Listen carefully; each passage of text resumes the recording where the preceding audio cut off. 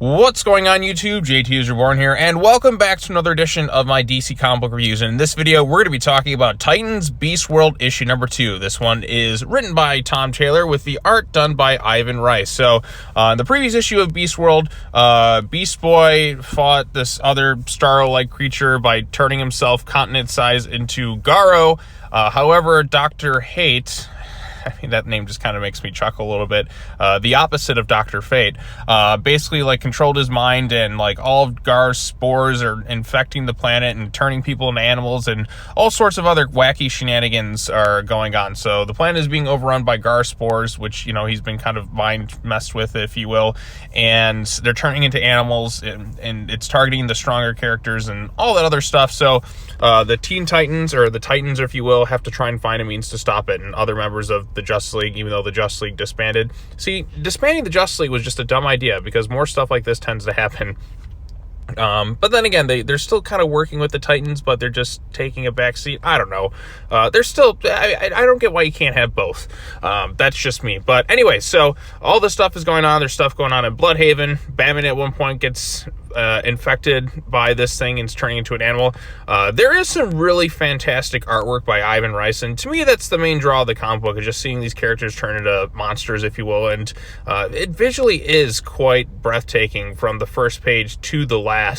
And this is a pretty big action-packed comic. Got that going on there. You have Black Adam, who's turned into like a lion type thing. He reminds me like the Beast from Beauty and the Beast, and he's got powers and all that too, but he's just more animalistic and rage-fueled. So Dr. Fate has kind of caused all this stuff, utilizing Gar's like spores abilities, if you will. So lots of wacky shenanigans going on. And then we get the other stuff with Amanda Waller, who goes to the president, and, you know, she's pretty much responsible for all this stuff going on, because Dr. Hate works for her, if you will. So it's a lot more than she expected. So she's trying to use this as a means to gain some sort of like expanded authority and kind of put the Titans in their place. Now, why anybody would give authority to this crazy psycho bitch is beyond me. I mean, the Titans and Superman that have shown time and time again that they have been very helpful to the planet. But again, I think the whole crux of the storyline is trying to turn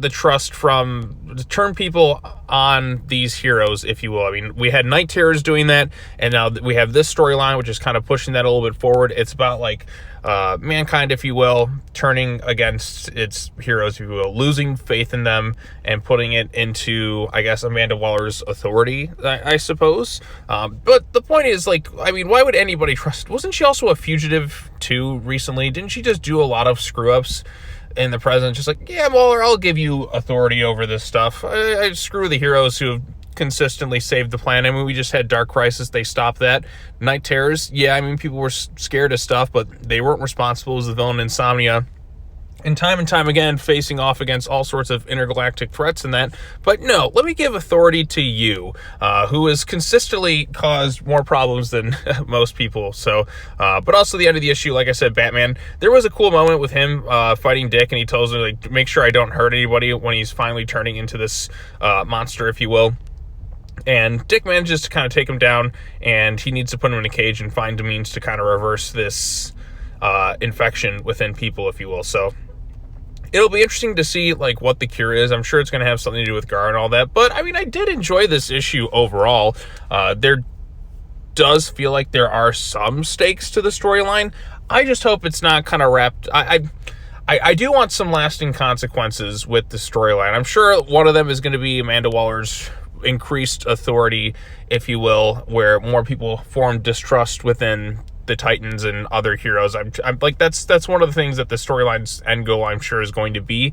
But I do feel like at least one of these major characters should die, and I still think it should be Beast Boy.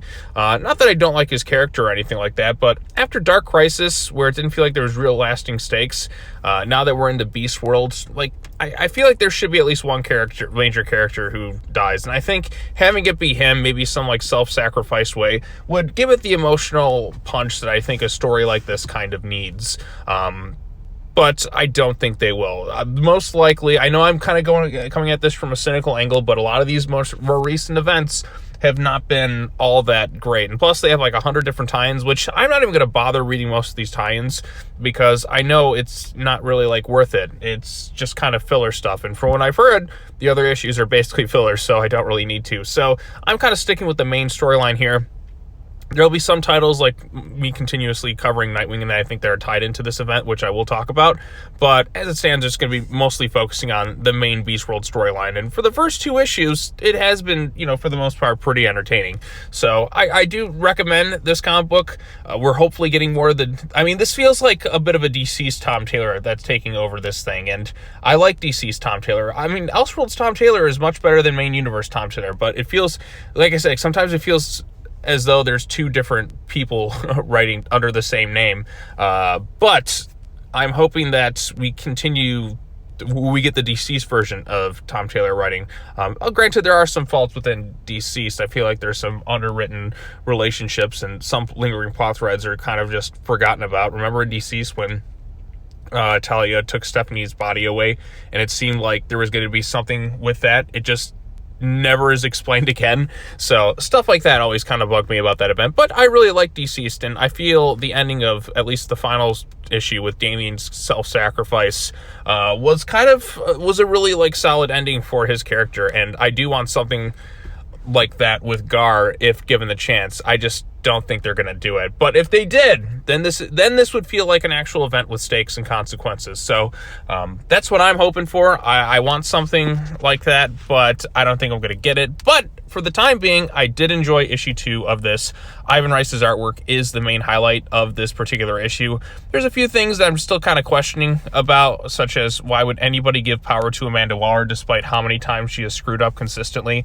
And also, if I remember, wasn't she a fugitive? She fled this earth, if you will, and all sorts of things. Like I said, why would anybody give power to this woman, considering all the things she screwed up, is beyond me. But hey, it's probably going to happen, and we're just going to have to deal with it. So, but anyways, if you have any thoughts on Titans Beast World number 2, let me know what you thought of it in the comment section down below. Be sure to like this video, share it with your friends, subscribe to the YouTube channel for more content, hit that bell for notifications, all other fun stuff. And as always, take care now. Bye-bye then, and I will see you all in the next video. Peace.